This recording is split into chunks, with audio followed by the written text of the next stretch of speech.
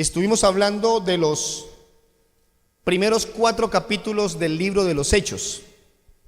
Durante ese mes que hablamos de los Hechos de los Apóstoles, estuvimos narrando y buscando esos principios teológicos, espirituales de esos capítulos, y pues la verdad es muy grande la lista de cosas que allí aparecen. Y en este periodo de tiempo en el que nos encontramos, vamos a darle continuidad a la historia. Vamos a hablar durante este mes, ya lo estamos haciendo, acerca de que debemos ser una iglesia que hace más y mejores discípulos. Nosotros fuimos llamados a hacer más y mejores discípulos. Id por todo el mundo y predicad el evangelio ¿a quién? ¿A quién? A toda criatura. Ese es el llamado, el mandato divino. Vayan y prediquen la palabra, porque debemos hacer más y debemos hacer mejores discípulos. Para encontrar un punto de partida este mes con respecto a las verdades bíblicas, hemos decidido hablar de 5 hombres que nos expresan por el estudio de sus vidas la pasión, el compromiso, el interés por predicar la palabra y llegar con ese mensaje a todas las personas que podamos alcanzar. Por eso la semana pasada hablamos de dos hombres. ¿Quiénes fueron? Pedro y Juan.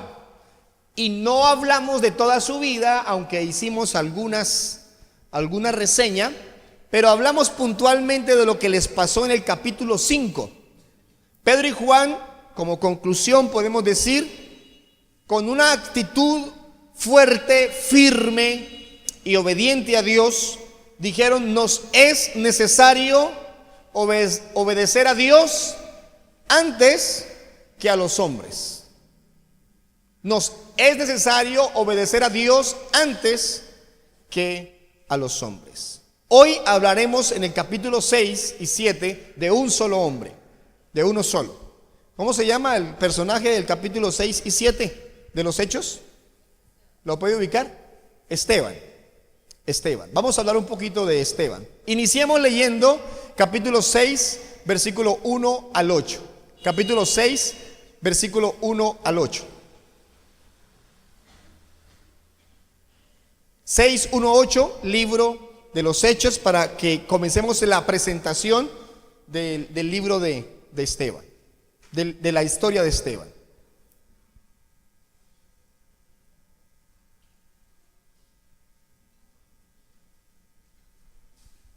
Leamos.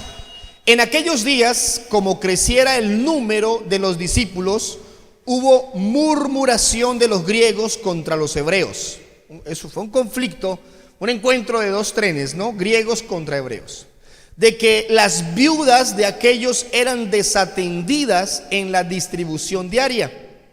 Entonces los 12, refiriéndose a los apóstoles, convocaron a la multitud de los discípulos y dijeron: no es justo que nosotros dejemos la palabra de Dios para servir a las mesas. Buscad pues, hermanos, de entre vosotros a 7 varones de buen testimonio, llenos del Espíritu Santo y de sabiduría, a quienes encarguemos de este trabajo. Y nosotros persistiremos en la oración y en el ministerio de la palabra.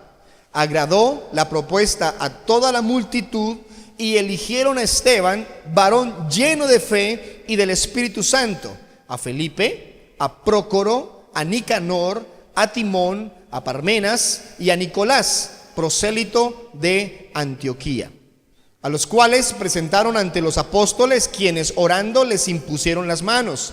Y crecía la palabra del Señor, y el número de los discípulos se multiplicaba grandemente en Jerusalén. También muchos de los sacerdotes obedecían a la fe. Y Esteban, lleno de gracia y de poder, hacía grandes prodigios y señales entre el pueblo. Amén. Ubiquémonos en primer lugar con algunos datos biográficos con respecto a Esteban. Este hombre no cuenta con un material abundante en la Biblia para saber de él. Si vemos lo de Pedro, Pablo, Juan, se argumenta hasta su momento de nacimiento, en algunos se narra sobre su adolescencia, juventud, su llamado al ministerio, se habla de su muerte, se habla de su familia, se habla de su ocupación, tantas cosas, detalles. Pero con Esteban no es así. Usted encuentra en el capítulo 6 y 7 dos datos importantes: cómo servía a Dios, y en el capítulo 7, ¿cuál es el título? Defensa y muerte. ¿Cómo sirvió y cómo murió? No olvidemos que la Biblia no es exactamente un libro dedicado a narrar historias para enriquecer culturalmente a un pueblo. No, esa no es la intención del libro. La intención de la Biblia, cuando ofrece datos históricos, es porque ese dato histórico nutre, enriquece el mismo estudio de la palabra. Por lo demás, usted encontrará que hay personajes que dicen: y fulanito de tal hizo tal servicio al Señor, y después de él no se sabe absolutamente nada. Entonces la Biblia nos da datos concisos, específicos, todo lo que sea útil para que el lector de la palabra enriquezca su vida espiritual, lo necesario. Por eso de Esteban solamente aparece que en una ocasión, cuando había conflicto en la iglesia naciente y preocupación porque las viudas estaban siendo desatendidas y porque el trabajo era muy grande. ¿Cuántos convertidos habían para esta fecha? ¿Cuántos convertidos? Eran miles y miles de hermanos. Todos los días se sumaba gente, porque cada cuánto predicaban la palabra. Dice la Biblia que todos los días predicaban en el templo o en las casas, pero el evangelio se extendía y se extendía. La iglesia crecía y crecía. Entonces los apóstoles dijeron: no podemos seguir haciendo labor de predicadores, seguir haciendo labor de evangelistas y atender a la vez toda la necesidad de la iglesia. No es posible hacer todo a la vez. Entonces necesitamos gente que se dedique al servicio, y nosotros nos dedicaremos a las cosas más importantes que el siervo tiene que dedicarse. ¿Cuáles son? La palabra y la oración. Y sabía que hay personas que a veces se incomodan por eso. Buenas, el pastor está estudiando la Biblia, está preparando el mensaje. Se la mantienen encerrados ahí en el cuarto, en la oficina, y no salen a nada más, sino solamente lean la Biblia y estudian la palabra. Es que esa es la ocupación primaria. El pastor, ¿dónde está? No, se fue a unos días de ayuno. Nos pasó con mi pastor Alberto. Nos quedamos al frente de la iglesia porque él se fue unos días a ayunar. El pastor Alberto, ¿dónde está? Está ayunando. Entonces no lo va a poder atender. Y se incomodaron. Una familia se incomodó porque estaba ayunando. Entonces perciba que algunos no son sensibles a ese deber primario del que sirve a Dios. ¿Cuál es?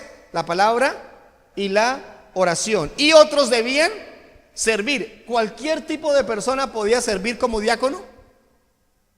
Había una exigencia altísima. Mire lo que dice el versículo 3.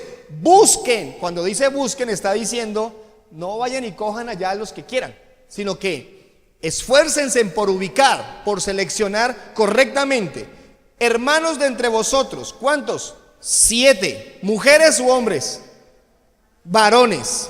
Había en ello siempre claridad. Varones de buen testimonio, llenos del Espíritu y de sabiduría, a quienes encarguemos de este trabajo. Entonces hubo unos parámetros de vida muy importantes que se definieron. Entre ellos apareció Esteban, y no deja de ser muy significativo que es el primero en la lista.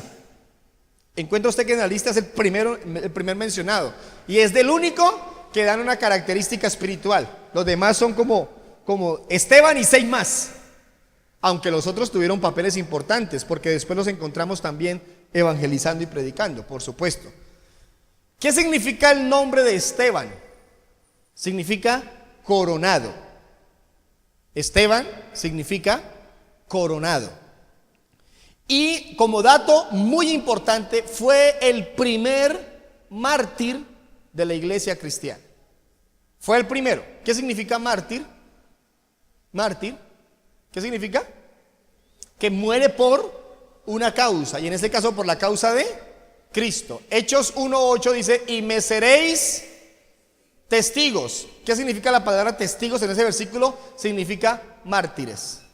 O sea, ustedes tendrán el poder para morir por mi causa si es necesario. Eso está en el versículo 1:8 de Hechos. Y me seréis testigos cuando haya venido sobre vosotros el Espíritu Santo, y recibiréis poder para, y todo lo que menciona de ser testigos para el Señor. Hermanos, Esteban fue lleno del Espíritu y por lo tanto tenía el poder espiritual, la capacidad de morir por causa de Cristo, y a manera en la que murió. Protomártir, ese es el término más técnico para decir que fue el primer mártir de la iglesia. Otros habían muerto por causa de la fe en Dios. ¿Quién, por ejemplo? Juan Bautista. Y eso fue antes que Esteban. Pero con respecto a morir por causa de la obra de Cristo, Esteban aparece como el primer gran mártir. De ahí en adelante, ¿cuántos mártires hubo? Por centenas. Miles de hombres y mujeres murieron por causa del evangelio. Hubo un conflicto muy fuerte, voy a narrárselo porque no vamos a leer el texto, entre los que oían a Esteban porque su predicación incomodaba a los religiosos de la época. Aún a los propios, a los cercanos a él, los incomodaba, porque era una predicación firme, fuerte, contundente. Y tan fuerte fue su predicación que prácticamente eso fue lo que detonó que lo quisieran matar. A Esteban lo arrestaron, lo maltrataron, lo expusieron públicamente, tuvo el derecho de defenderse, y cuando se defendió, ¿a qué se dedicó? No, yo soy Esteban, tengo plata, tengo buena familia, soy buena persona, pago mis impuestos. No, cuando le dijeron: Esteban, ¿qué dice usted?, comenzó a predicar de Jesucristo, comenzó a predicar de Dios, sabiendo que esa predicación era la sentencia de muerte, era la firma de esa decisión del pueblo de matarlo. Lo tomaron, lo sacaron de la ciudad, porque dentro de la ciudad no debía morir, lo sacaron y lo apedrearon. Ya vamos a describir un poco en qué consiste una lapidación. Lapidar es matar a alguien con piedras. Ya vamos a hablar de eso. Hermanos, es muy claro que lo vivido por Esteban no fue fácil. Sin embargo, revisar todos los aspectos que rodearon su experiencia como siervo del Señor hoy nos enriquece como iglesia, con el objetivo de establecer los principios necesarios para ser una iglesia que hace más y mejores discípulos. Escuchar de Pedro y de Juan la semana pasada y lo que hoy vamos a hablar de Esteban nos debe llevar a tomar decisiones correctas con respecto a nuestro deber de seguir el mandato divino, predicar la palabra de Dios. Tome su Biblia, ubíquese en el capítulo 6 y yo voy a llevarlo por un pequeño recorrido, algunos versículos, y usted va a estudiar con nosotros hoy estas verdades. En primer lugar, para mencionarles 5 cualidades de Esteban. ¿Cuántas son? 5 cualidades de Esteban. Bien vale la pena compararnos y medir qué tan cerca o qué tan lejos estamos de este varón, de Esteban. Capítulo 6, versículo 3. En primer lugar, ¿cómo debía ser el varón o los varones que fueron elegidos como diáconos? Capítulo 3. Busquen pues, hermanos, de entre vosotros a 7 varones. Primer cualidad, deben ser de buen testimonio. Buen testimonio. Mis hermanos, mis hermanas, no es la única ocasión en que se establece como requisito primario el tener un buen testimonio para poder servir a Dios. Tú vas a la lista que Pablo le entrega a Timoteo con respecto a los deberes de un servidor. En aquel versículo dice obispo y dice el que desea servir a Dios, buena obra desea, el que desea ministerio, pero le es necesario que sea un hombre de buen testimonio. Y después le ofrece una lista parecida a Tito, ya aparece otra vez, que sea un varón de buen testimonio. Y comienza uno a navegar un poco en las cartas de Pablo, las de Juan, y coinciden en asegurar que para que una persona pueda servir a Dios y tener una vida correcta, fructífera, justamente uno de esos frutos es que sea un hombre, una mujer de buen testimonio. ¿En qué consiste tener un buen testimonio? Consiste en que las personas que nos conocen tengan un concepto correcto de nosotros, que puedan medirnos, que puedan cuando se refieran a nosotros decir cosas positivas de nuestra actitud, nuestro comportamiento, nuestra fe.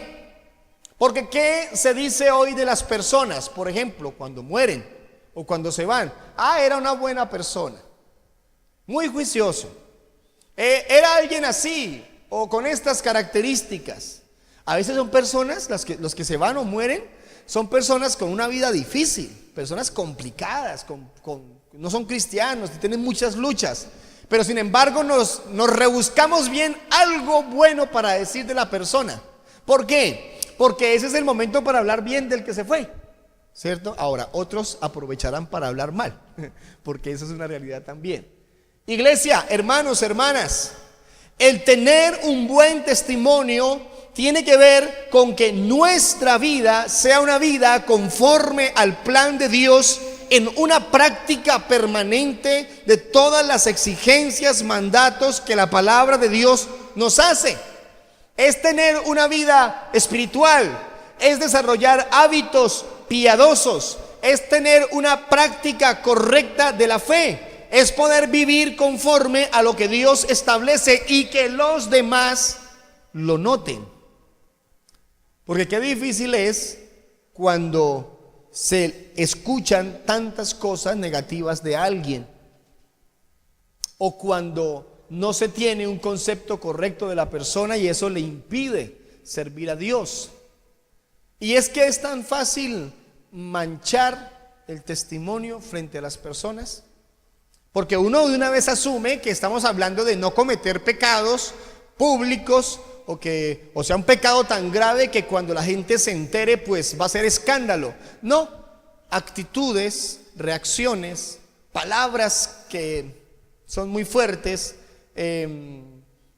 la discusión, la molestia, todo eso puede desdibujar la imagen de Dios en nosotros para con las personas. Es importante entender que cuando estás frente a un grupo de personas, eres tú la imagen de Dios para ellos. Y tristemente, infortunada o afortunadamente, muchos someten su decisión de seguir a Cristo por el testimonio de nosotros. Por eso la Biblia es clara: antes de ser tropiezo para alguien, ¿qué es mejor? Pues amarrémonos una piedra de molino y lancémonos al fondo del mar. Ay de aquellos que hacen tropezar a otros. Ay de aquellos que por su mal testimonio alejan a las personas de la iglesia. Entiendo que una persona, por supuesto, dará cuentas de cada uno de su vida y que no podrá decir allá: no, es que la hermana tal o el hermano tal dio un mal testimonio y por eso yo no me convertí. No, eso no aplica con respecto a la hora de dar cuentas a Dios. Pero dentro del mandato bíblico está que la iglesia tenga una vida conforme al plan de Dios y que sea de buen testimonio. Que la gente hable bien de nosotros, hermano. Que si la gente tiene algo que decir, sea algo positivo. ¿Para qué? ¿Para que nosotros crezcamos? ¿Para que nosotros seamos reconocidos? No, para que la gloria y la honra sea para nuestro Dios maravilloso. Si alguien dice algo bueno de usted, no es por usted, no es por su fuerza, no es por su capacidad, es porque Dios en su misericordia así lo permite. Hermanos, cuando entendemos que todo es de Él, por Él y para Él, sabemos, aceptamos, vivimos realmente la verdad de que lo que podemos lograr tiene que ver con su amor, con su misericordia. Entonces tenía que ser un varón de buen testimonio. Segundo, ahí en el mismo versículo 3, tenía que ser un hombre, unos hombres llenos del Espíritu Santo, llenos del Espíritu Santo. Para nosotros hoy en día, la frase ser lleno del Espíritu Santo es de alguna manera, es fácil de entender. No es tan fácil de vivir, pero es fácil de entender. ¿Por qué? Porque llevamos 2000 años de historia con respecto a ver la obra del Espíritu Santo. 2000 años en los que hemos recibido todo tipo de testimonios. Primero los bíblicos. Y segundo, si usted es cristiano hace 30 años lleva oyendo acerca de la obra del Espíritu Santo. Si lleva un mes de convertido, seguramente ha escuchado todo lo que hace el Espíritu Santo. Y eso le puede causar esa alegría, esa satisfacción de tener la verdad de la persona del Espíritu Santo en su vida. Sin embargo, para Esteban y para ellos no era tan claro. ¿Por qué? Porque fue algo que había ocurrido unos días antes. Entre el Pentecostés, el descenso del Espíritu Santo, la llenura a su iglesia naciente y estos eventos, solo había pasado un corto tiempo. Tanto así que algunos de ellos llegaban a otras ciudades y le decían: ¿ustedes ya tienen el Espíritu Santo? ¿Y qué decían ellos? ¿Qué decían ellos? Ni siquiera hemos oído del Espíritu Santo. Entonces decían: venga, oramos. Y oraban por ellos, les imponían las manos. ¿Y qué dice la Biblia? Al instante eran llenos del Espíritu. Y algunos hablaban en lenguas, otros no. Y unos recibían milagros, otros no. Pero la verdad era que eran llenos del Espíritu. Hoy como iglesia enseñamos la verdad bíblica según Corintios, Romanos, aún Efesios, que al creer en Jesús tenemos la bendición de contar con la presencia del Espíritu Santo en nuestra vida. Pero hay un trayecto entre la verdad de tener al Espíritu Santo y el desarrollar una vida conforme a la dirección, a la guía del Espíritu Santo. Pablo dice: no os embriaguéis con vino, en lo cual hay disolución. Está diciendo: no se dejen controlar por el vino, porque el vino, el licor, el alcohol controla. Cuando alguien se emborracha, hace lo que nunca pensó que iba a hacer, o por lo menos lo intenta. Cuando alguien se emborracha, se ponen más valientes, ¿cierto? Algunos se ponen más románticos. El que es triste se pone feliz y solo risa, o el que es muy risueño entonces se entristece. Porque el licor controla, el alcohol controla. Pablo está diciendo: no se deje controlar por el licor. Y connota también que no debemos dejarnos controlar por nada. ¿Qué más nos puede controlar? La ira. La ira controla. Y después está la frase: ah, no, es que me puse de mal genio, y cuando yo me pongo de mal genio no tengo cómo controlarme. Yo me salgo de control. No sé, no me diga nada, yo no tengo cómo responder a eso. ¿Qué más controla? Los vicios, los malos hábitos, las dependencias, eso controla.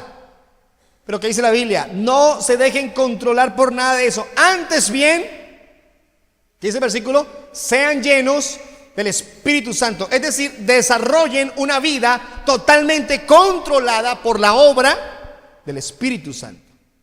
Tengan la experiencia con el Espíritu de Dios. Vivan la realidad de tener ese Espíritu Santo haciendo obras maravillosas, increíbles. Pero la primera obra es que el Espíritu Santo controle, guíe nuestra vida, nos dirija. La Biblia dice que el que es cristiano, el que es hijo de Dios, es guiado por su Espíritu. Somos guiados por Él. Él nos guía.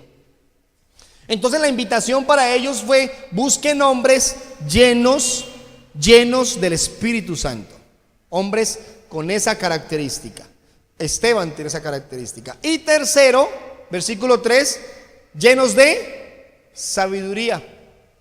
Porque hoy hay mucho conocimiento en medio de nosotros. Las personas estudian mucho. Las personas pasan más de una tercera parte de su vida estudiando. Bueno, algunos. y están 11.000, 12.000 horas entre su preescolar, escuela, ¿cómo se llama esa? Básica, primaria, secundaria, más de 11.000, 12.000 horas. Y después están otras no sé cuántos miles en la universidad, y terminan su universidad y buscan esos cursos y seminarios que les den reconocimientos más elevados, y buscan doctorados y buscan nuevos títulos. Tenemos amigos que hacen 2 carreras a la vez, estudian 2 a la vez, y están de mañana en una, de tarde en otra, de noche en tareas, y están sacando 2 carreras a la vez. Hay mucho conocimiento. Eso no es malo, eso no es malo, siempre y cuando se administre correctamente, porque la Biblia no se equivoca cuando dice la letra mata, pero el espíritu vivifica. Y cuando dice la letra mata, no se refiere a esta letra, se refiere al estudio secular, a lo académico. Entonces, si eso se va a manejar bien, hay que hacerlo. Haga todo el esfuerzo porque sus hijos estudien, haga todo el esfuerzo, pero asegúrese que lo que su hijo va a estudiar no lo aleje de Dios, porque tristemente nuestras aulas están llenas de personas, y comenzando aún por algunos maestros que tienen toda la intención de distorsionar la fe que usted con tanto esfuerzo le ha puesto a sus hijos. Personas dedicadas única y exclusivamente a transmitir conocimientos con la intención de generar sus propios conceptos en los demás, y no de honrar a Dios como corresponde. Mis hermanos, ellos, los diáconos, Esteban, debían ser sabios, y la sabiduría no está definida por el estudio académico. Es que entre más estudio, más sabio soy. No, hay muchos que ni leer saben y pueden ser más sabios que nosotros. La sabiduría consiste en decidir correctamente, actuar correctamente, y lo que sé, ponerlo al servicio primeramente de Dios y de los demás. ¿A qué monte hay que subir para ser sabio? Porque algunos se van al Tíbet a buscar sabiduría. ¿A qué desierto hay que caminar durante 15 años? Porque algunos se van al desierto. ¿En qué montaña, en qué selva debo estar 30 o 40 años para ser sabio? Porque algunos se vuelven ermitaños y se van a esos sectores a vivir solos para ser más sabios. No, la Biblia dice: el temor a Dios es el principio de la sabiduría. ¿Quieres sabiduría? Témele a Dios. ¿Quieres sabiduría? Ama a Dios. ¿Quieres sabiduría? Busca a Dios. La Biblia dice: necesitas sabiduría, pídesela a Dios, que Él es fiel y justo en darla, en entregarla. Y Esteban era sabio.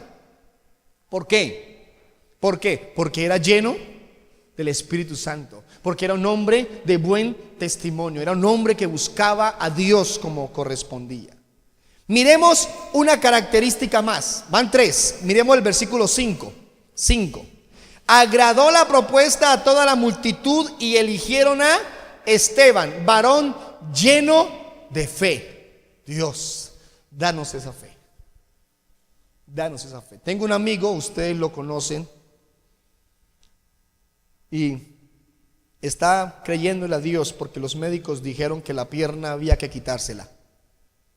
Entonces le entregó los papeles al médico. Aquí están sus papeles, aquí están sus órdenes de exámenes, aquí están las muletas, aquí está esto. Muchas gracias, doctor, por su esfuerzo, por lo que hizo por mi pierna, porque lo hicieron cirugías.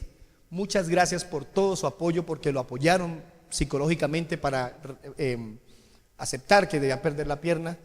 Dios les bendiga, no vuelvo a este lugar. Y se fue. Y no ha vuelto. Y su pierna aún no está completamente sana, pero está caminando en sus 2 piernas, trabajando. Ayer trabajó desde las 3 de la mañana y hoy estábamos a las 4 de la mañana también allá en un evento, y allá estaba con nosotros, caminando, creyéndole a Dios. Pero ese no es el testimonio, porque cualquier hombre hace eso, hermano.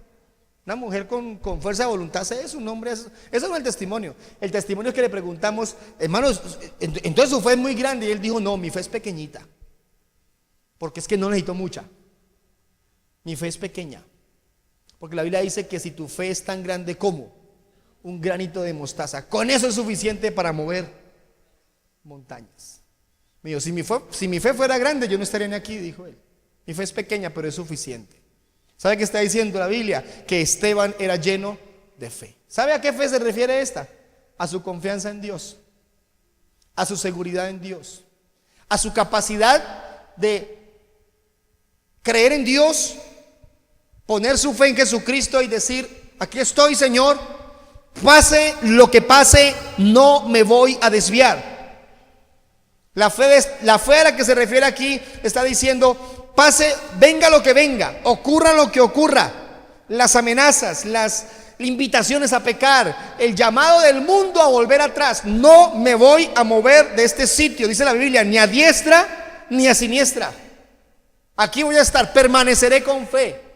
Y dice la Biblia que Esteban era un hombre de fe. Un hombre una fe que lo llevaba a vivir cosas sobrenaturales. Porque que hubo cosas sobrenaturales durante estos meses que narra aquí los Hechos.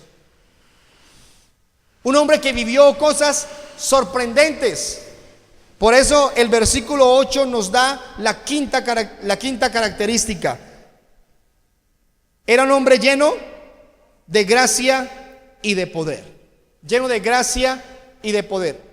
Hermano, esa gracia ahí se refiere a don espiritual, a capacidad especial por parte de Dios. Tenía una capacidad dada por Dios. Eso no es humano. Usted recordará que el hombre que ofreció dinero, yo quiero ese don, y ofreció plata. ¿Y qué le dijeron? Que perezcas tú y tu plata. Porque esto no es de hombres. Esto no es de que, es que yo sé que si fulanito de tal ora por mí, yo recibo ese don. No, la Biblia dice que el Espíritu Santo da como Él quiere.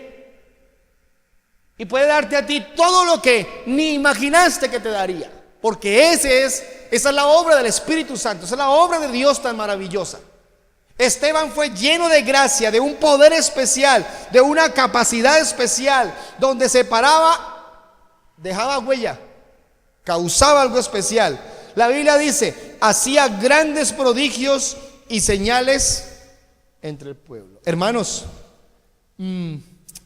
¿qué serie de cualidades tan sorprendentes las de Esteban? Ahora entiende usted por qué la Biblia no se dedica a decir nació en tal pueblito, hijo de fulanita, hijo de aquel, hermano de aquel, tío de este otro, hacía es. No.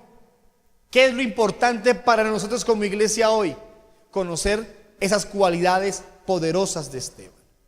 Debemos orar por ser hombres y mujeres de testimonio, llenos del Espíritu Santo, sabios, llenos de fe, llenos de gracia y de poder. Voy a invitarle a que en esa lectura de estos capítulos, hágalo en casa, con calmita. Busque cuántas veces aparece la palabra lleno y se va a sorprender de cuántas veces la Biblia hace alusión a la palabra lleno o con alguna de sus variaciones en esos capítulos de los Hechos. Pero así como tenía cualidades, Esteban también sufrió. ¿Quiere conocer los sufrimientos de Esteban? Porque hubo varios. Lo que pasa es que queremos las cualidades, pero no queremos los sufrimientos. Y esas cualidades son perfeccionadas por el sufrimiento. Versículo 12. Versículo 12, estamos en el capítulo 6. Y soliviantaron al pueblo, lo influenciaron, lo llevaron a los ancianos y a los escribas, y arremetiendo, ¿qué hicieron? Le arrebataron y le trajeron al concilio. Ahí comenzó su arresto. Después fue echado a la cárcel. Ya había estado en ese proceso de enfrentar las amenazas de la cárcel. Ahora se lo hicieron real. Ahí lo tomaron. ¿Cómo hicieron para meterlo a la cárcel? Sobornaron a algunas personas para que rindieran falso testimonio contra él. Vayan y digan que este hombre está hablando contra la ley de Moisés. Vayan y digan que este hombre está hablando contra el gobierno. Entonces le echaron mano y lo metieron en la cárcel. Esteban fue arrestado, fue llevado a la cárcel. La semana pasada contamos que la cárcel de aquel momento para este tipo de personas era la forma legal de llevar a alguien para intentar dejarlo morir en aquel sitio. Porque entraban allá y no sabían cuándo iban a salir. Entonces después estaba la noticia, fulanito de tal murió, estaba en la cárcel y murió. Y todos tenían que aceptar esas realidades. Hermano, ¿qué tan preparados estamos nosotros para irnos a la cárcel? Yo creo que por algo justo, en el sentido de hacer algo malo nosotros, pues tocaría aceptar la realidad. Se hizo algo indebido, hay que pagarlo con cárcel. Pero ¿será que estamos en capacidad de irnos a la cárcel haciendo algo bueno? ¿Haciendo algo correcto? Lo que pasa es que hoy en día no está ocurriendo tal cosa. Hoy en día a uno lo invitan a la cárcel a predicar. Pero hace unos años atrás, unas décadas atrás, y hoy en día en otros países, predicar el evangelio, decir soy cristiano, es motivo suficiente para llevarlo a la cárcel. Y la Biblia narra en Hechos de los Apóstoles y en las cartas las tantas ocasiones en que los apóstoles y siervos de Dios fueron llevados a las cárceles con torturas, con pruebas increíbles, intentando quitarles la pasión por el evangelio. Pero de eso muy poco se habla. Se habla de lo bueno de servir a Dios, se habla de toda la grandeza de tal cosa, pero poco se habla del sufrimiento. Miren esto, versículo 13, otro sufrimiento de Esteban, el 13. Y pusieron testigos falsos que decían: este hombre no cesa de hablar palabras blasfemas contra este lugar santo y contra la ley. Es decir, fue acusado. Primero, arrestado. Segundo, acusado. No es fácil ser acusado. Si nomás uno ahí en el comedor de la casa le dicen: es que usted es como desordenado con sus cosas, y de una vez uno reacciona porque no le gusta que lo acusen y se defiende. ¿Cómo se defiende uno ante una acusación de esas? ¿Más desordenado usted? ¿Sí o no? Porque uno tiende a defenderse atacando al otro. Uno tiende a defenderse volcando la acusación en el otro o a otros, ¿sí? Pero ¿cómo fulanito sí? ¿Cómo fulanito no? Hermanos, es duro ser acusado. Esteban fue acusado. ¿Quién lo acusó? ¿Quién lo acusó? Los suyos, sus compatriotas, sus amigos, sus cercanos, la gente a las que él les predicaba la palabra, la gente en la que Dios hizo milagros a través de Esteban. Eso es serio. Eso es serio. Eso es como cuando tienes un grupo de personas bajo tu liderazgo, y entonces tú como líder haces por ellas. Estoy hablando de un liderazgo en la comunidad, ahí en la cuadra. Tú eres el encargado de algunas cosas en el barrio, y vas y gastas de tu plata por ir y hacer, y generas y gestionas y buscas, y estás ahí trabajando por la gente, el bienestar de tu gente, y después de unos días son los mismos que dicen: él se cogió esto, o él hizo aquello. Por supuesto, mintiendo. Pero ¿cómo te sientes de que te acusen sabiendo que hiciste mucho por ellos? Duele. Esteban fue muy acusado. Tercero, capítulo 7, versículo 54. Salte por favor ahí al capítulo 7, versículo 54, y ya les indico otros. 7:54. Oyendo estas cosas, ¿qué hicieron? Se enfurecían en sus corazones y crujían los dientes contra él. El capítulo 7 en su inicio narra la predicación de Esteban, su defensa. Hermanos, lo tomaron y lo metieron en el concilio entre el Sanedrín, El Sanedrín era un grupo de sacerdotes y hombres piadosos en el sentido religioso, y estaban allí y juzgaban sobre posturas sociales, pero casi siempre eran de carácter religioso. Entonces lo pusieron allí, lo acusaron y le dieron la oportunidad de defenderse, y Esteban dijo: pues hoy estoy frente a todo el sacerdocio de este pueblo, voy a aprovechar. Y les dio una predicación que arranca en el versículo 2 hasta el versículo 53. 52 versículos, permítanme en la expresión un poco folclórica, cantándoles la tabla. ¿A quiénes?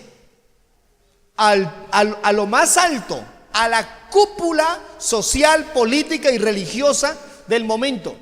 Y les dijo: esta es la última vez seguramente que me van a escuchar. Ya sé que sigue después de esto. Voy a aprovechar la oportunidad.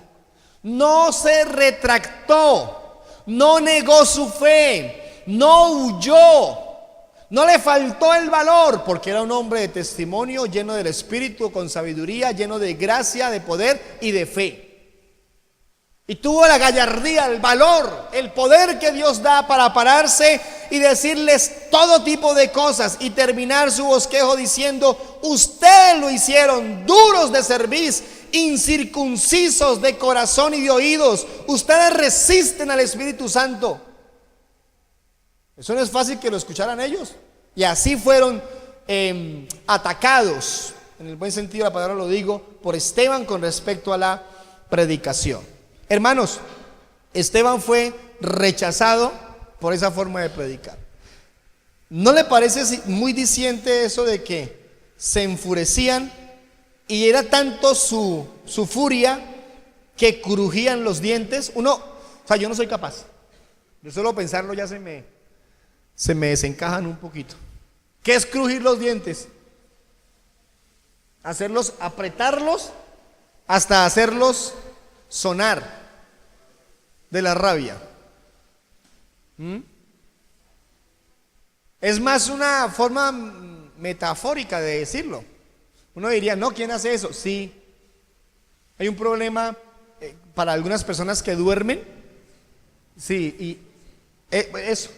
Y mueven la boca de noche cuando duermen, son inconscientes y los dientes se están desgastando y tienen que ponerles aparatos para que de noche no se lastimen los dientes, los aprietan.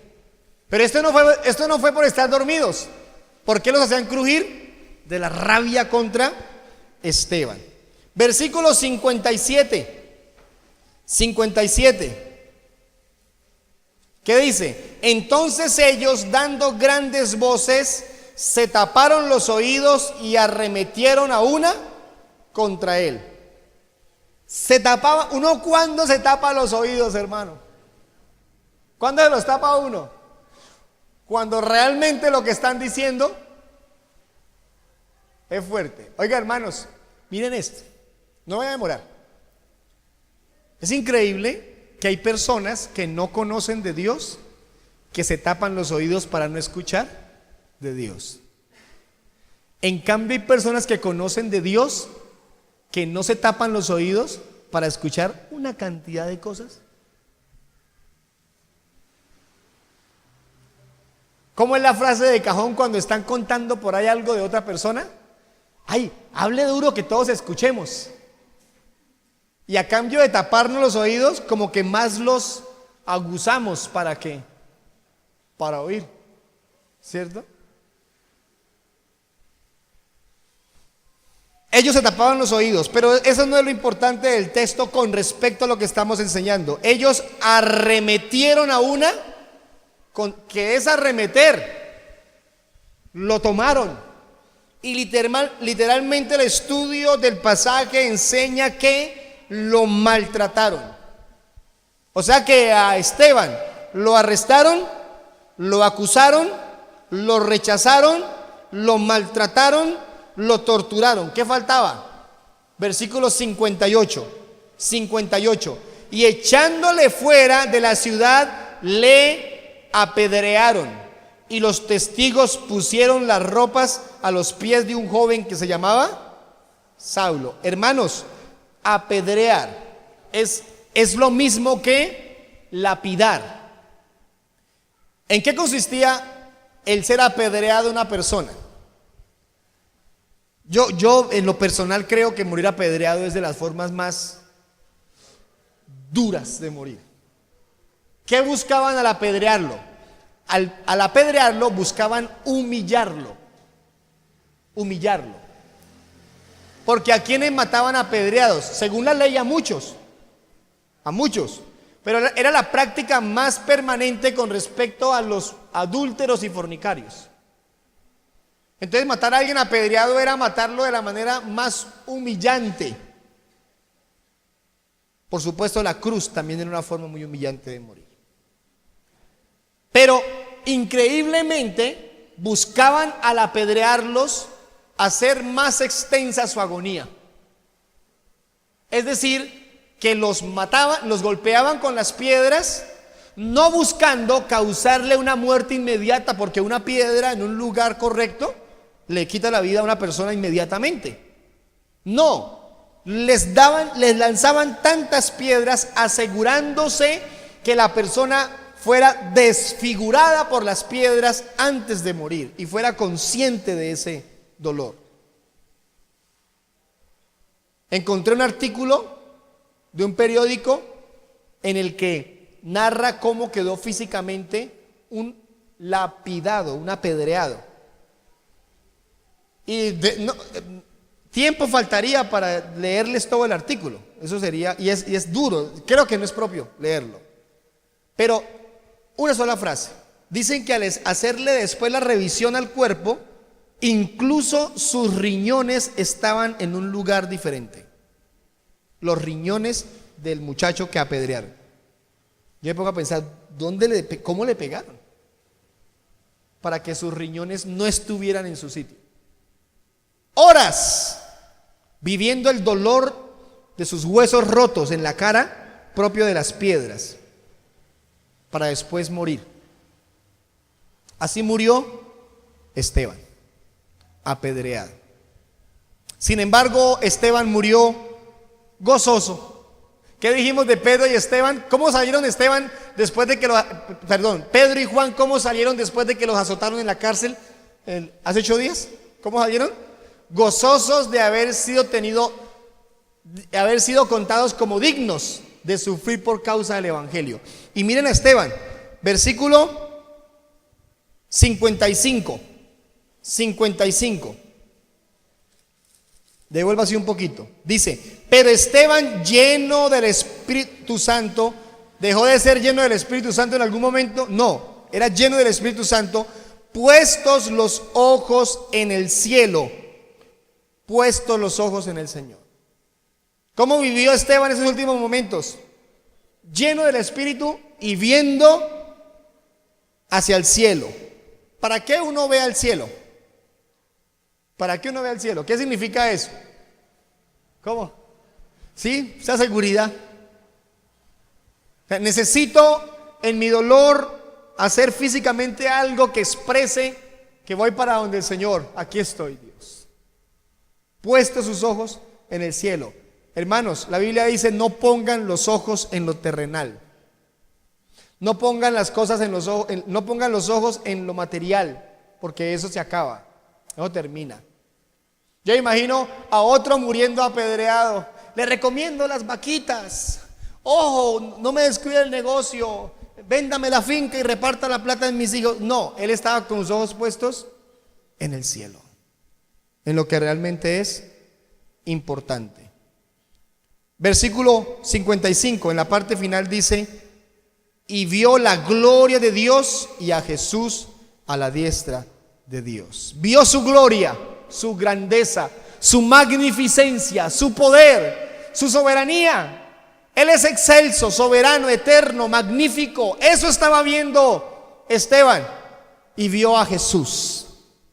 Vio a Jesús. Porque en momentos de dolor es cuando más claramente podemos ver a un Jesucristo hermoso cuidándonos, ayudándonos.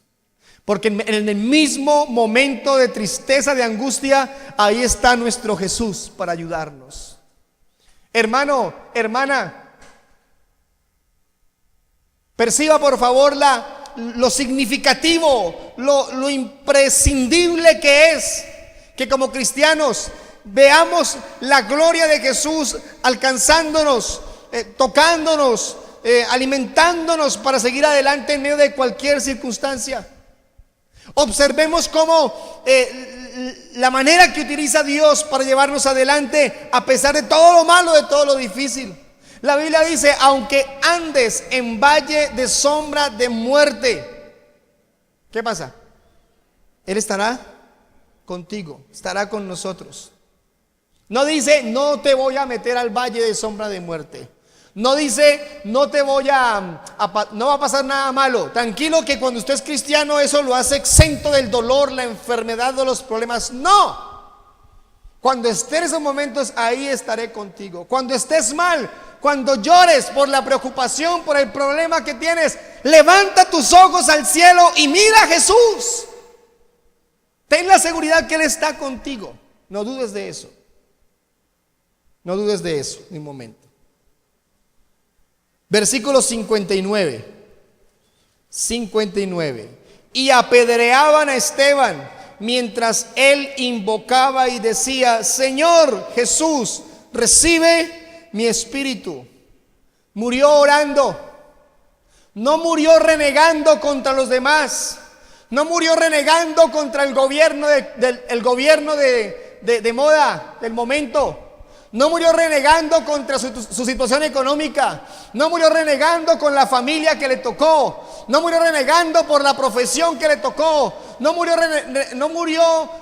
renegando contra el pueblo donde vive. Murió invocando el nombre del Señor. Aquí estoy, recibe, Señor, mi espíritu. Te lo entrego, te lo ofrezco. Fue una ofrenda para Dios. Señor, no merezco morir así. No dijo eso. Porque somos buenos para decir, no merezco esta enfermedad. Mire, hermano, si fuera por merecimientos, usted no merecería una enfermedad. Yo tampoco la merecería. Si fuera por merecimientos, no mereceríamos ninguna enfermedad. Mereceríamos estar muertos. La enfermedad es una oportunidad para acercarnos a Dios y confiar más en Él. Ahí es cuando entendemos que la enfermedad y las cosas malas que pasan es una muestra del amor y la misericordia de Dios para que le conozcamos mejor.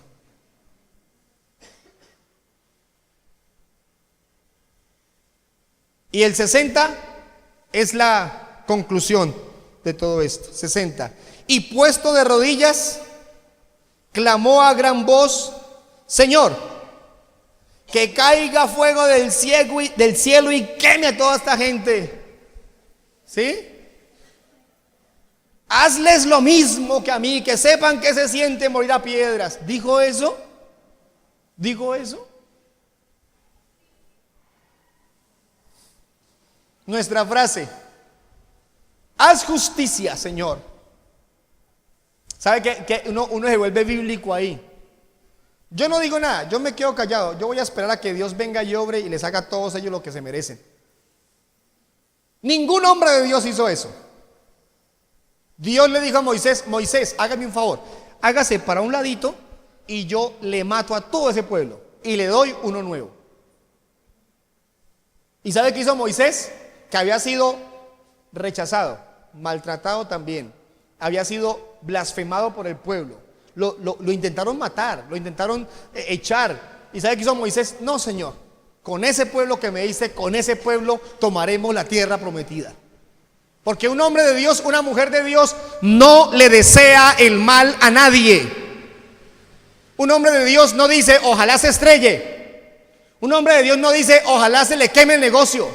Un hombre de Dios, una mujer de Dios no dice ojalá le pase eso para que sepa qué se siente. Un hombre de Dios ora por las personas que lo rodean, aún por los que le hacen daño. Esteban murió, lo estaban apedreando y dijo, Señor, no les tomes en cuenta este pecado. Murió pidiendo perdón. Oye, hermanos, ¿recuerdan a alguien que haya hecho algo parecido? Jesús en la cruz, Señor, perdónalos. Hermano, más tierno no pudo haber sido Jesús. Perdónalos porque no saben lo que hacen.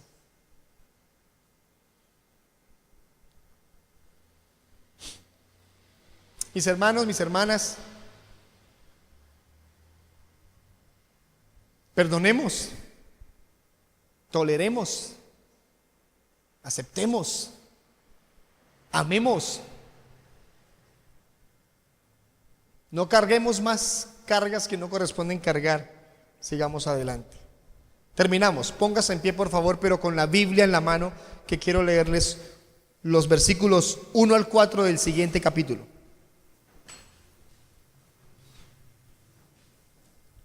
¿Cómo se llamaba el señor que estaba ahí, el muchacho que estaba ahí cerquita de Esteban cuando lo mataron?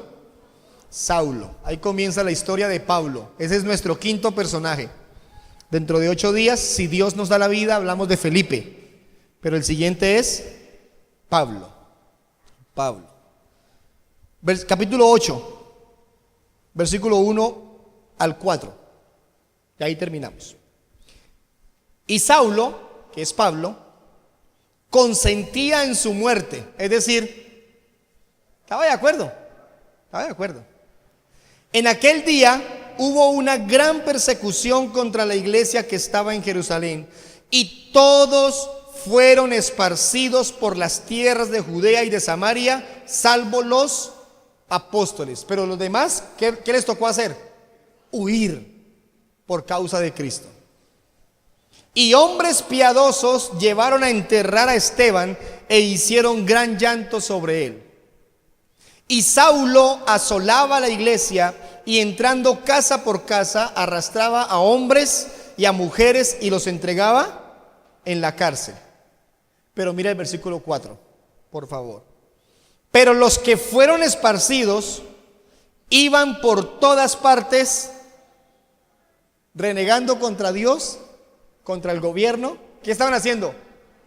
Anunciando el evangelio. ¿Cuándo lo estaban anunciando? Mientras estaban huyendo por sus vidas. Señores, señoras, ¿qué tiene que pasar con usted y conmigo para que prediquemos la palabra? ¿Qué tiene que pasarnos?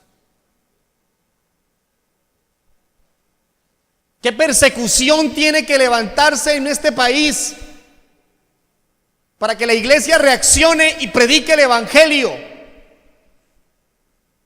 ¿Qué enfermedad tiene que llegarle a alguno de sus hijos para que usted frente a la camilla esté en capacidad de decirle: Señor, te prometo que si sanas a mi hijo o a mi hija, voy a predicar el evangelio? ¿Tiene que pasar eso?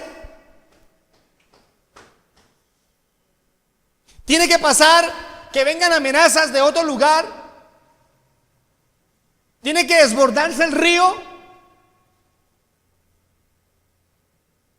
¿Tiene que acabarse tanta facilidad que tenemos hoy para predicar el evangelio?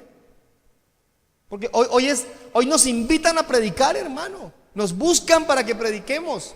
Vamos a la televisión, vamos a la internet, vamos a la radio.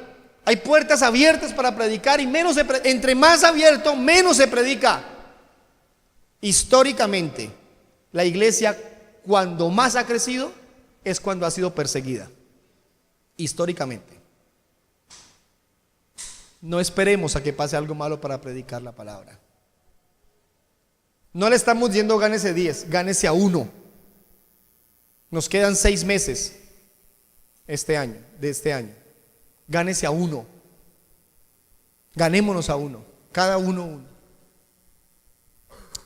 Voy a invitarle a que cierre sus ojos, por favor. Deje su Biblia allí, en su silla si quiere, y oremos.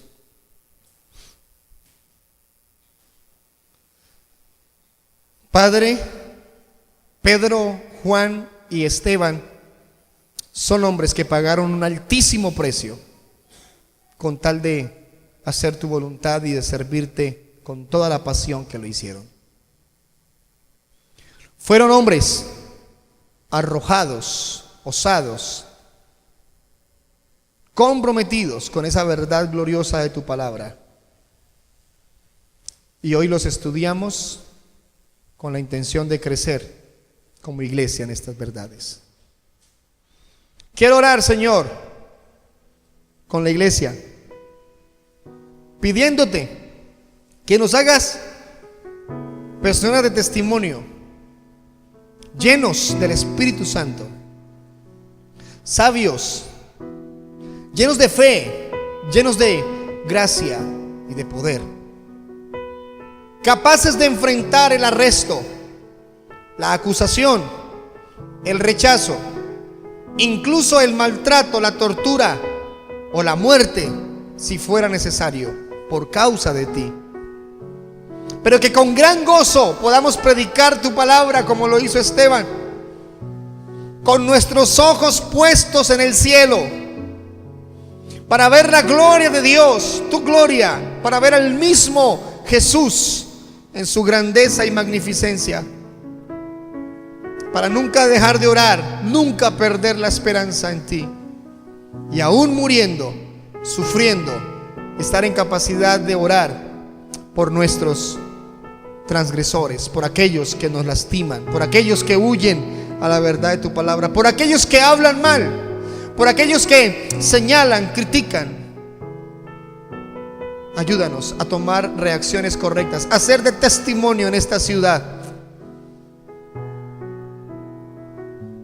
Que quienes nos conozcan encuentren en nosotros como iglesia una luz, no nuestra luz, porque no brillamos con luz propia, es tu luz, porque tú eres la luz, Señor. Tu obra ilumina, tu obra bendice y ayuda. Oro, Señor, porque se levanten aquí hombres y mujeres comprometidos como Esteban con esta verdad. Queremos predicar tu evangelio, compartir la palabra.